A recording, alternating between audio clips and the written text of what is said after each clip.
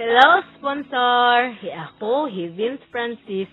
Dayon kamo nga di HST Area Program. Malipayon kami nga kaupod kamo di haamon. Kaya. Sambahan na ba?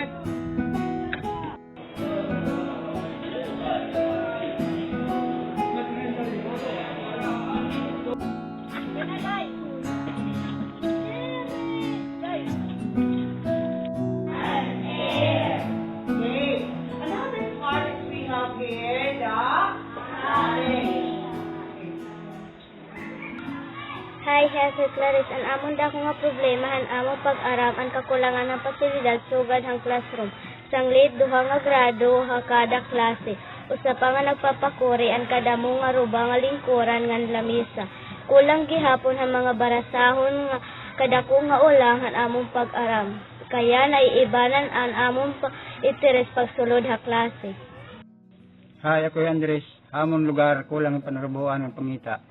May ada membro ng pamilya na pagkatuhay mga lugar para magtrabaho. Ang panimangnuhan ira mga anak na bibilin ha ira mga kaurupdan. Ang kaganak nga diri nakakahatag in eksakto nga paggiya ha ira mga kabataan nagkakamayada hin negatibo nga impluwensya bisyo nga pwede makahibang ha ira. Hi, ako Virgie.